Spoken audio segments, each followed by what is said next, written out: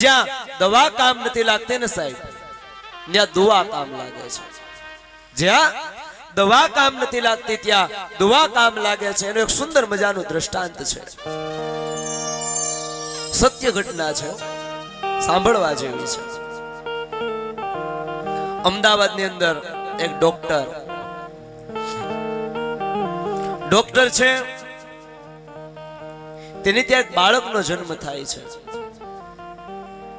પણ બાળકનો જન્મ થયો અને બાળકને જન્મતાની સાથે રોગ છે. કેવો રોગ છે કે બાળક છે બોલતો નથી, ચાલતો નથી, શરીર હલાવતો નથી, અને એને એક મોટી હોસ્પિટલમાં દાખલ કર્યો.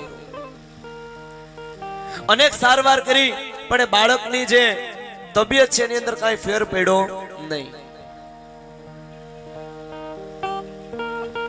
મોટા દવાખાનાના ડોક્ટરે કીધું કે આની તબિયતમાં કોઈ ફેર નથી પડતો, આને તમે અહીંયા મૂકતા જાઓ. જ્યારે કોઈ સારા ડોક્ટર આવશે અથવા આ બાળક હલશે, ચલશે, બોલશે તો અમે તમને બોલાવશું. ડોક્ટર છે એ તો દુખી થઈ અને પોતાની ઘરે આવ્યો છે. આ પણ ડોક્ટર છે, નાનું ક્લિનિક ચલાવે છે, દવાખાનું ચલાવે છે. એક દિવસ રાત્રિના 9:30 વાગ્યા છે. ધોધમાર વરસાદ ચાલુ છે સાહેબ. અને ત્યારે એક સ્ત્રી છે એ પોતાના બાળકને લઈ અને આ ડોક્ટર પાસે આવી. જ્યારે આ ડોક્ટર છે પોતાનું દવાખાનું બંધ કરતો હતો, તાળું મારી દીધું હતું. આવી, સાહેબ મારા દીકરાને બહુ તાવ આવે, સાહેબ તમે કઈક દવા આપો ને. સાહેબ મારો દીકરો મરી જાય જો તમે દવા નહીં આપો તો.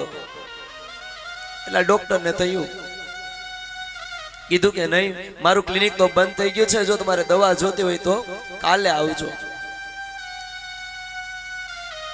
આ સ્ત્રી છે એ વિનંતી કરે, સાહેબ અમે ગરીબ માણસ છીએ, અમે મોટા દવાખાને ન જઈ શકીએ. એ સાહેબ જો તમે ખાલી એક દવા આપી દો ને તમારો દીકરો સાજો થઈ જાય. ડોક્ટરને એમ થયું કે હવે આ સ્ત્રી બહુ મને આજીજી કરે છે, તો ચાલ ને ઘરે 5-10 મિનિટ મોડો જાય. દવાખાનું ખોલ્યું. એ સ્ત્રીના દીકરાને એને તપાસ કરી, દવા આપી, ઇન્જેક્શન આપ્યું. ગરીબ બાઈ છે, પાસે કઈ પૈસા નથી, જાજા પૈસા વાળી નથી, તૂટેલ ફાટેલ કપડા પહેર્યા છે. સાહેબ કેટલા પૈસા થયા? હવે આ સ્ત્રીની ગરીબ હાલત જોઈને ડોક્ટરને થયું કે લાખો રૂપિયા મારા દીકરાને જે મેં દવાખાને દાખલ કર્યો ત્યાં નાખી દીધા. હવે આ સ્ત્રીના પૈસા મારે શું લેવા? બેન મારે તારી પાસે કાંઈ પૈસા નથી જોતા, તું ખાલી મને દુઆ દે. અને ત્યારે એ સ્ત્રીના મોઢામાંથી શબ્દ નીકળ્યા, સાહેબ ભગવાન છે તમારી બધી મનોકામના પૂર્ણ કરે, અને એ સાહેબ તમારા સંતાનોને પણ ભગવાન હાજા નરવા રાખે. આજે તમે મારા દીકરાને દવા આપી ને, જો આજ તમે દવા ન આપી હોત તો મારો દીકરો મૃત્યુ પામત. એ સાહેબ તમારો દીકરો હાજો નરવો રહે, એટલું ખાલી સ્ત્રી બોલી છે. એ બાઈ ત્યાંથી નીકળી ગઈ. થોડી જ વારમાં જે મોટા દવાખાને ડોક્ટરના દીકરાને દાખલ કર્યો હતો ત્યાંથી ફોન આવ્યો કે તમે જલ્દીથી દવાખાને આવી જાઓ. તો કે શું થયું? તો તમે પેલા દવાખાને આવી જાઓ. ડોક્ટરે તરત ક્લિનિક બંધ કરી અને દવાખાને ગયો. દવાખાને જઈને કીધું કે ડોક્ટર સાહેબ કયો તો ખરા શું થયું છે? ત્યારે એ મોટી હોસ્પિટલના ડોક્ટર બોલ્યા કે ડોક્ટર સાહેબ કઈક ભગવાનની કૃપા થઈ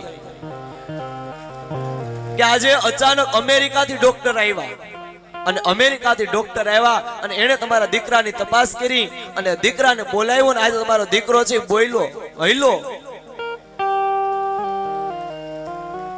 એ ડોક્ટર સાહેબ જરૂર કોઈ ગરીબ માણસની તમને દુઆ લાગી ગઈ છે. અને જ્યારે સાહેબ દવા નથી કામ કરતી ને ત્યારે દુઆ કામ કરી જાય છે. આ નાનું દ્રષ્ટાંત આપણા જીવનની અંદર ખૂબ આપણને સમજાવી જાય છે. તો બને તો કોઈની દુઆ લેજો, પણ બદ દુઆ ન લેતા. પાછા દુઆ લેજો પણ બદ દુઆ ન લેતા. ગરીબ માણસની મદદ થાય તો એને કરજો, ગરીબ માણસની મદદ થાય તો એની મદદ કરજો, પણ એક ગરીબ માણસને ક્યારે તરછોડશો નહીં.